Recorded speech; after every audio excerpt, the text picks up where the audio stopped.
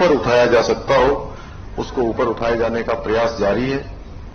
और जहां आरक्षण हमने 30% क्या किया है, वहीं मुख्यमंत्री नारी सशक्तिकरण योजना में मुख्यमंत्री महालक्ष्मी योजना, वात्सल्य योजना, आंचल अमृत योजना, पोषण अभियान और अभी पिछले दिनों लखपति दीदी योजना और इसके साथ साथ स्वयं सहायता समूह और अनेकों प्रकार से आज जो है स्टार्टअप के माध्यम से, अन्य माध्यमों से और बहुत सारे सरकार के द्वारा जो स्कीमें चलाई जा रही हैं, चाहे मुख्यमंत्री स्वरोजगार योजना हो, मुख्यमंत्री नैनो योजना हो, चाहे आज होम स्टे की योजनाएं हैं।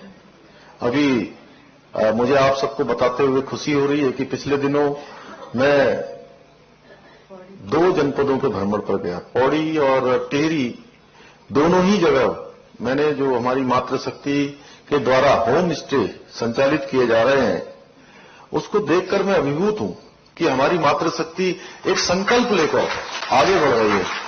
और मैं सच बताऊं तो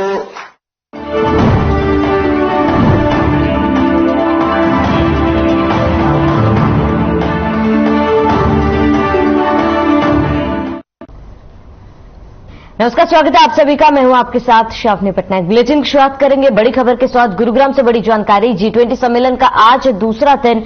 सम्मेलन के तहत बैठकों का दौर जारी है। अधिवेशन में 38 देशों के डेलीगेट्स शामिल हुए हैं।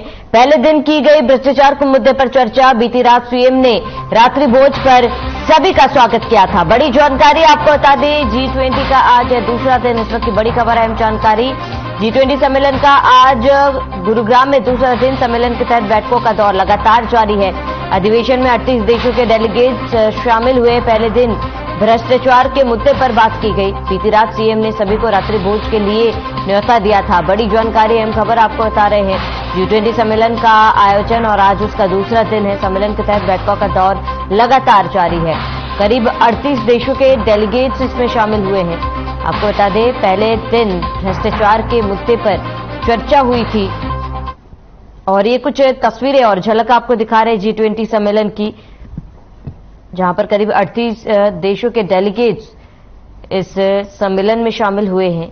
और हरियाणा संस्कृति और कलाकारों द्वारा कल सभी डेलीगेट्स का स्वागत किया गया और सभी डेलीगेट्स को हरियाणा की संस्कृति से रूबरू कराया गया। करीब 38 देशों के डेलीगेट्स शामिल हुए हैं G20 सम्मेलन में और आज उसका दूसरा दिन है।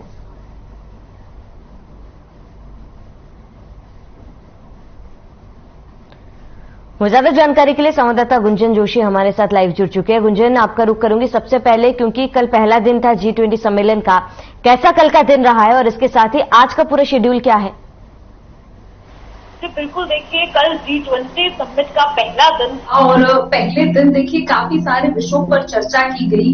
गुरुग्राम में कल 10 बजे जो है एंटी करप्शन वर्किंग ग्रुप की बैठक की गई थी और आज भी ये बैठक की गई है, जिसमें सभी विषयों पर चर्चा की गई थी। कल की देखिए मैं बात करूं तो कल का दिन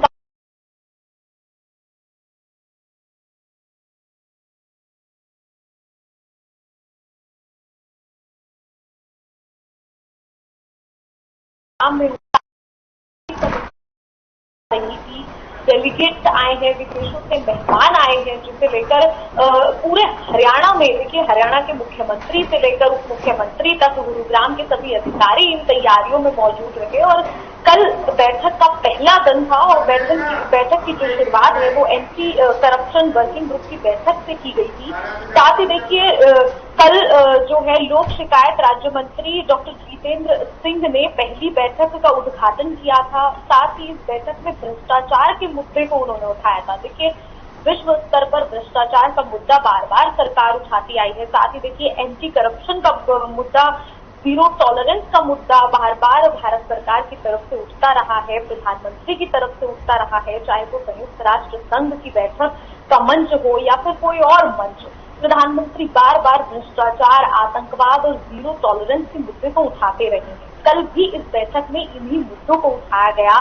जितेंद्र सिंह ने इन मुद्दों को उठाया और साथ साथ देखिए भारत के क्या प्रयास रहे हैं भ्रष्टाचार को लेकर, जीरो टॉलरेंस नीति को लेकर, और विदेशों में देखिए क्योंकि ऐसा बहुत होता है कि यहाँ से लोग कर्जा लेकर विदेश चले जाते हैं, ऐसे में भारत को, देश को काफी नुकसान होता है, देश के आयकर विभाग को काफी नुकसान होता है। इसे लेकर बार बार भारत प्रयास कर रहा है, कई प्रोग्राम चलाए जा चुके हैं, कई कदम उठाए जा चुके हैं और बार बार देखिए कल की बैठक का पहला दिन था और कल भी जितेंद्र सिंह ने इस जो है भ्रष्टाचार और इन्हीं मुद्दों के बारे में बात की। आज भी 10 बजे एंटी करप्शन वर्किंग ग्रुप की बैठक की गई है और इस बैठक में देखिए इन्हीं मुद्दों को उठाया जा रहा है। बार बार मुद्दे भारत सरकार की तरफ से लगातार उठाए जा रहे हैं, प्रधानमंत्री की तरफ से लगातार उठाए जा रहे हैं और अब G20 समिट में भी इन मुद्दों को ही उठाया जा रहा है। वहीं देखिए साथ ही जो है कल की अगर मैं बात करूं, क्योंकि कल बैठक का पहला दिन था, ऐसे में देखिए डीबीटी को लेकर, डिजिटल पब्लिक इंफ्रास्ट्रक्चर को लेकर और साथ ही देखिए इंफ्रास्ट्रक्चर को लेकर काफी बात की गई और हरियाणा सरकार। ठीक है गुंजन, हमारे साथ जुड़ने के लिए आपका बहुत बहुत शुक्रिया। आगे बढ़ेंगे। अंबाला रेलवे स्टेशन की तस्वीर अब बदलने वाली है। अंबाला रेलवे स्टेशन पर विज्ञापन के लिए लगाई जा रही है एलईडी। विज्ञापन के साथ साथ यात्री अपना टिकट, समय और स्थान भी एलईडी पर देख सकेंगे। आपको बता दें कि यह प्राइवेट कंपनी लगा रही है, जहां रेलवे को इनकम होगी वहीं यात्रियों को भी इसलिए लाभ मिलेगा। अंबाला के साथ साथ दूसरे स्टेशनों पर भी एलईडी लगाई जाएगी, वहीं इनके रखरखाव के लिए भी रेलवे की तरफ से पुख्ता प्रबंध किए जाएंगे। तो रेलवे स्टेशनों की तस्वीर बदलेगी और जगह जगह पर एलईडी लगाई जाएगी और स्क्रीन पर भी लोग तमाम जानकारी जो है स्क्रीन से ले सकते हैं।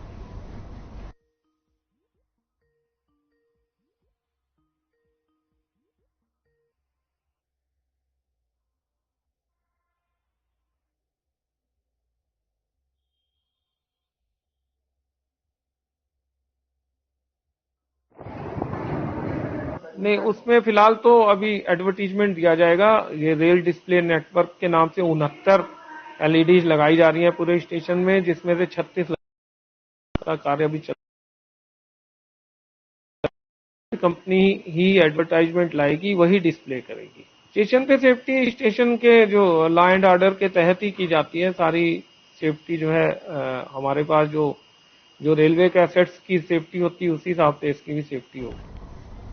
और ज्यादा जानकारी के लिए संवाददाता नरेश सोनी हमारे साथ जुड़ चुके हैं।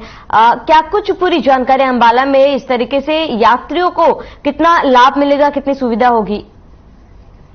जी बिल्कुल, देखिए मैं बताना चाहूंगा कि जहां एक तरफ अंबाला के रेलवे स्टेशन की सुंदरता में भी काफी फर्क पड़ेगा, वहीं कह सकते हैं कि एक जो रेलवे के विभाग को इससे मुनाफा भी होगा। इसके साथ ही जो यात्री हैं उनको भी इससे काफी फायदा मिलने वाला है, क्योंकि वो टिकट कंफर्म कर पाएंगे कि कहां से कहां तक की उनकी टिकट है और कितने पैसों की उनकी ये टिकट है।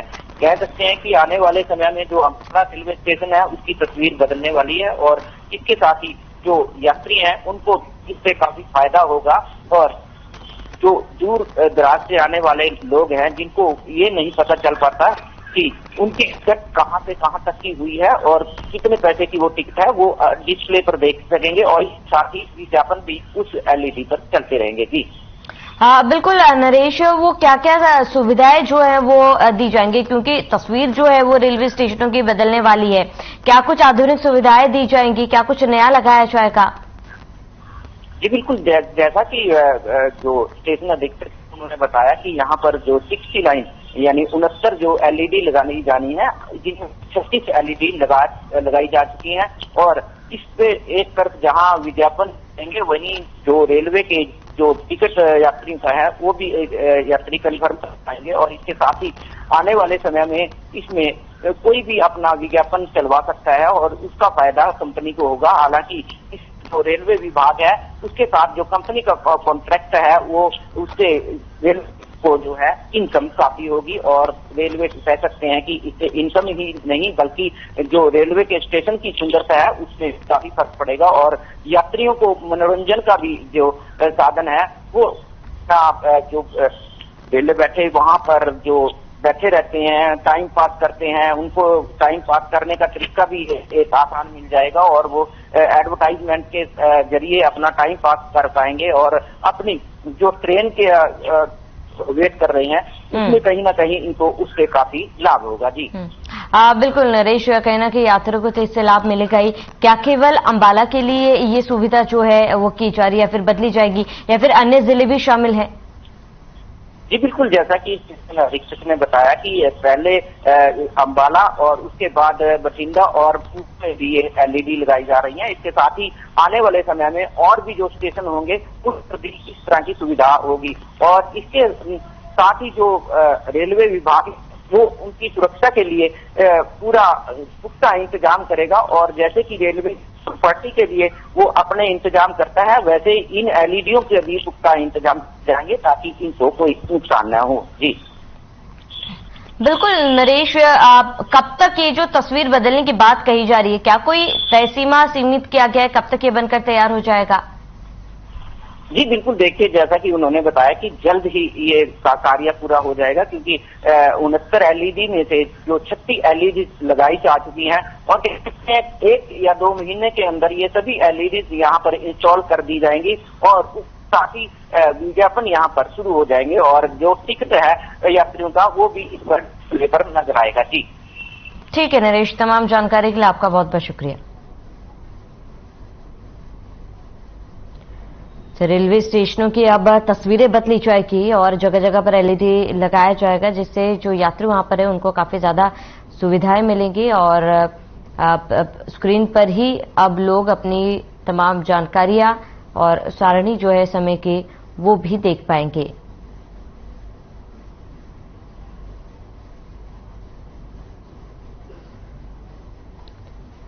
तो चलिए यहां रुकेंगे एक छोटे से ब्रेक के लिए, जल्द हाजिर होंगे।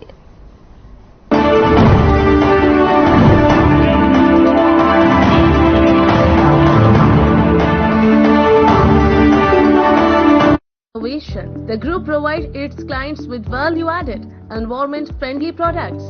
We are committed to provide quality products and services at optimum cost with the continuous improvement in the quality management system.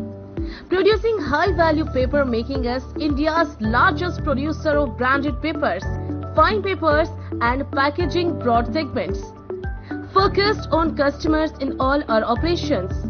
Hence, extensive investments are made towards people and people practices. KRPL world's leading eco-friendly paper from agro residue. ओ हरी पहा बई वाह, खेतां विच किहड़ी फसल बीजी है? 12 महीने कमा के दे अजही फसल की मैं एक नवा कारोबार शुरू कीता है। उस लई पैसे इस विच किसी निवेश की लोड़ ही नहीं। अच्छा सरपंच जी नमस्ते। नमस्ते। ओए हरी कदों आ रहा? तुसी बस चलो मैं पहुंचदा हां। हुण मैं LIC एजेंट हां। LIC एजेंट बनो हुण वड्डा सोचो। साडी वेबसाइट ते जाओ जां अपनी नजदीकी LIC शाखा नाल संपर्क करो। पंजाब है जसप्रीत का ठिकाना, मुंबई है आदर्श का आशियाना, केरल का गोविंद निवासी, कोलकाता में जन्मे है काशी। हर हिंदुस्तानी की शान ARB बियरिंग जोड़े सारा Hindustan. Hey mom, hey, look, I can download a song really fast.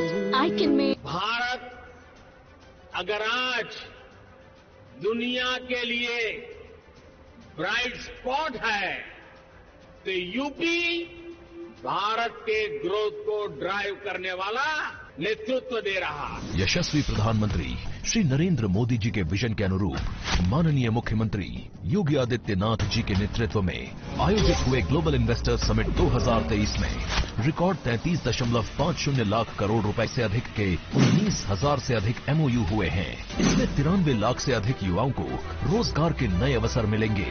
Bundelkhand, Purvanchal सहित चंदौली, सिद्धार्थनगर, बलरामपुर, फतेहपुर, सोनभद्र, चित्रकूट, श्रावस्ती और बहराइच जैसे आकांक्षी जनपदों में निवेश प्रस्ताव प्राप्त हुए हैं। Global investors summit Uttar Pradesh के विकास को नई गति और अर्थव्यवस्था को $1 ट्रिलियन बनाने में अहम पड़ाव साबित होगा। नए भारत का ग्रोथ इंजन।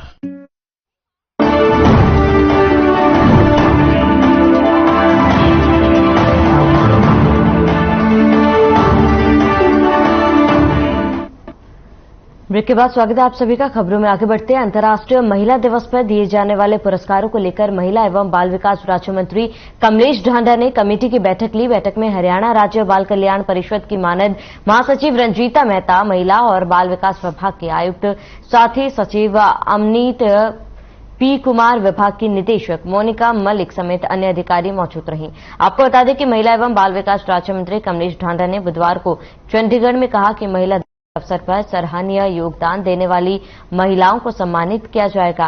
राज्य सरकार महिला सशक्तिकरण को बढ़ावा देने के उद्देश्य से अंतर्राष्ट्रीय राष्ट्रीय स्तर पर विभिन्न क्षेत्र में महत्वपूर्ण योगदान देने वाली हरियाणवी प्रतिभाओं को पहली बार सुषमा स्वराज अवार्ड दिया जाएगा। इस पुरस्कार को हासिल करने वाली महिला को 5 लाख रुपए की राशि, शॉल एवं प्रशस्ति पत्र दिया जाएगा। मंत्री कमलेश ढांडा ने बैठक ली थी और इस बैठक में कई महत्वपूर्ण मुद्दों पर चर्चा हुई और कई अधिकारी इस बैठक में मौजूद रहे। आपको बता दें कि पुरस्कार मिलने वाले को 5 लाख रुपए की राशि भी जारी की गई है। तो मंत्री कमलेश ढांडा ने बैठक ली थी और उनकी अध्यक्षता में बैठक हुई। बैठक में कई अधिकारी भी मौजूद रहे। जो लोगों को सम्मानित किया गया था, पुरस्कार मिलने वाले लोगों को 5 लाख रुपए वितरित भी किए गए।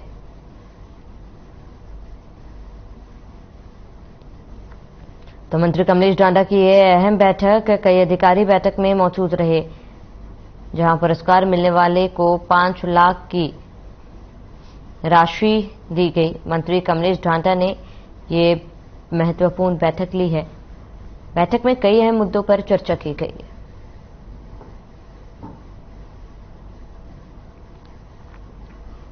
तो चरखी दादरी जिले में 10वीं और 12वीं की बोर्ड परीक्षा को शांतिपूर्ण और नकल रहित संपन्न करवाने के लिए जिला प्रशासन की ओर से सभी तैयारियां की गई है। वहीं परीक्षा केंद्र पर पुलिस कर्मचारियों की तैनाती की गई ताकि शांतिपूर्वक परीक्षा को संपन्न करवाया जा सके। गांव चंदेनी में ग्राम पंचायत ने बोर्ड परीक्षा को शांतिपूर्वक और नकल रहित संपन्न करवाने के लिए वॉलंटियर तैनात किए हैं। सरपंच राज सिंह ने बताया कि 10वीं और 12वीं की बोर्ड परीक्षा को शांतिपूर्वक संपन्न करवाने के लिए शासन के साथ ग्रामीणों का सहयोग जरूरी है।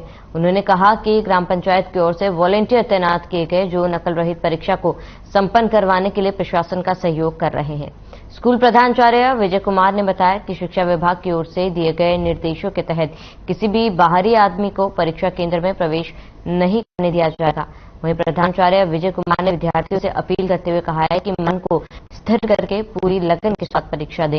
नकल करके परीक्षा पास करने से भविष्य में सफलता नहीं मिल सकती है। जो विद्यार्थी मन लगाकर पढ़ाई करते हुए परीक्षा पास करता है, आगे चलकर वही विद्यार्थी सफल होता है।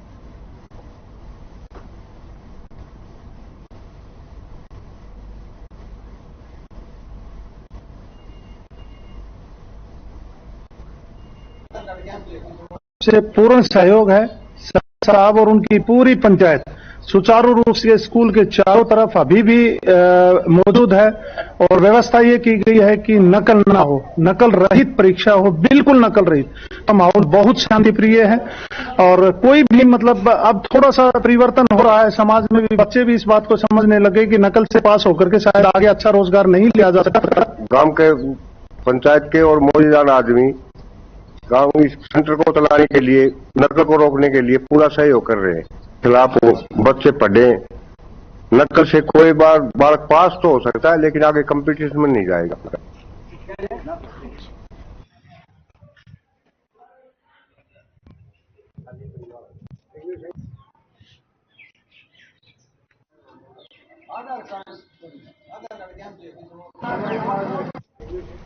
वही यमुनानगर में सेम फ्लाइंग टीम के बड़ी कामयाबी हाथ लगी है और आपको बता दें कि टीम ने 4 ऐसे लोगों को गिरफ्तार किया है जो ओवरलोड पर लगाम कसने वाले अधिकारियों की रेकी क्या करते थे। इन लोगों ने जय महादेव के नाम से व्हाट्सएप ग्रुप बनाया हुआ था और उसमें ट्रांसपोर्टर्स को अधिकारी की जानकारी देते थे।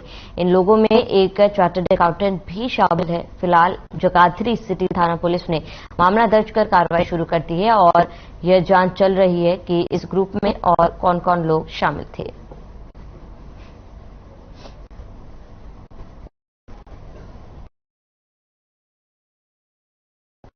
थाने की अपना एएसआई दरीशी पाल, ठीक है, टीम थी हमारी। हमने ज्वाइंट अपना ऑपरेशन किया और अपना इनके साथ मिलके हमने 4 लड़कों को अपने गिरफ्तार किया है, जिनके नाम है सागर और वह आजादी लाकड़ के हैं, और अपना एक आशीष है, ये सरसावा यूपी से है, और रवि भाटिया यमुनानगर से है। ये क्या करते हैं, अपना एक इन्होंने नेटवर्क बनाया हुआ है मोबाइल ग्रुप ईरवन्ना के संबंध में, अपना वो अपना इनको गाड़ियों को पास कराते हैं अपना ट्रांसपोर्टरों से मिलके। ज्यादा जानकारी के लिए संवाददाता सुरेंद्र मेहता हमारे साथ जुड़ चुके हैं। सुरेंद्र, क्या कुछ पूरी जानकारी की अपडेट है फिलहाल? बिल्कुल, ये मामला ओवरलोडिंग से जुड़ा हुआ है। पिछले लंबे समय से ओवरलोडिंग का खेल लगातार जारी है। माइनिंग के क्षेत्र है और ओवरलोडिंग वाहन जो है वो लगातार यहाँ से निकलते हैं, हजारों की संख्या में वाहन निकलते हैं, और जो अधिकारी इनकी पकड़ के लिए निकलते हैं उनकी रेखी की जाती थी, उनको पीछा किया जाता था और उनको समय रहते उन ट्रक चालकों को बता दिया जाता था जो उसे होते थे, और वो वहां से हट जाते थे, जिसकी वजह से ओवरलोड वाहन पकड़े नहीं जाते थे, और पकड़े जाते थे तो बहुत कम संख्या में पकड़े जाते थे। अब यह जो रेकी ग्रुप पकड़ा गया है, इसमें 4 लोग शामिल थे जो अधिकारियों की रेकी करते थे। जैसी अधिकारी की गाड़ी ऑफिस से बाहर निकलती थी या उससे अपनी गाड़ी पीछे लगा लेते थे, और समय समय पर जो भी रूट पर होते थे ओवरलोड वाहन, उनको सड़कों से नीचे उतार देते थे, साइड में कर लेते थे ताकि वो पकड़ में ना आ सके। इस तरह का खेल लगातार कई सालों से जारी था, और अभी ये 4 लोग पकड़े गए हैं। इनका और भी खुलासा होना है और कौन कौन लोग जुड़े हुए हैं और किस तरह से ये रेकी करते थे। जी बिल्कुल सुरेंद्र, रेकी को लेकर भी जानकारी, लेकिन ये जो 4 लोग गिरफ्तार हुए हैं, क्या उनसे पूछताछ में कोई अन्य अहम बातें सामने आई हो? इनके साथ और कितने लोग जुड़े हुए हैं, इसको लेकर कोई जानकारी मिली हो? बिल्कुल, ये ग्रुप अभी फिलहाल 4 लोगों का सामने आया है, लेकिन जो रिमांड पर लेकर पूछताछ की जा रही है उसमें और कई नामों का खुलासा हो सकता है। अभी पुलिस अधिकारियों से जो हमारी बात हुई है, उन्होंने बताया कि और कई लोगों के नाम इन्होंने बताए हैं जिनकी गिरफ्तारी की जानी है। गिरफ्तारी के बाद ही बाकी लोगों को सामने लाया जाएगा, लेकिन अभी तक उनके नाम स्पष्ट नहीं है। लेकिन ग्रुप बहुत बड़ा है, क्योंकि यमुनानगर माइनिंग का क्षेत्र है जहां से हजारों वाहन प्रतिदिन निकलते हैं, और प्रतिदिन रेकी करके ऐसे ओवरलोड वाहनों को बचाया जाता था। उसी को लेकर शिकायतें मिल रही थी, तो सीएम फ्लाई ने उसी में रेड की है। जी ठीक है सुरेंद्र, तमाम जानकारी के लिए आपका बहुत बहुत शुक्रिया। अगली खबर रेवाड़ी से। रेवाड़ी में मानवता को शर्मसार कर देने वाला एक सनसनीखेज मामला सामने आया, जिसने समाज की आत्मा को भी झकझोर कर रख दिया।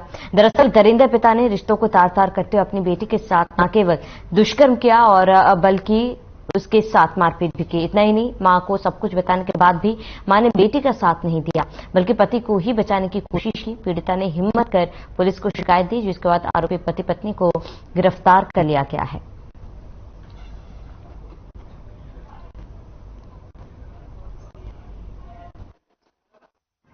लड़की ने आरोप अपने पिता पे, अपनी माता पे लगाए हैं। उसने कहा कि उसका पिता उससे पिछले 3 साल से रेप कर रहा है, डरा धमका के, और इसमें हमने इस लड़की के पिता को गिरफ्तार कर लिया है, उसकी माता को भी गिरफ्तार कर लिया है। देखिए, किसी ने इसकी मदद की थी। हमारे पास 112 नंबर पे कॉल आई थी, मौके पे पुलिस पहुंची थी। जब मौके पे पुलिस पहुंच के फिर इसने पुलिस को लिखित में एक शिकायत दी थी। ज्यादा जानकारी के लिए संवाददाता हर्ष हमारे साथ जुड़ चुके हैं। हर्ष, क्या कुछ पूरी जानकारी है इस मामले पर?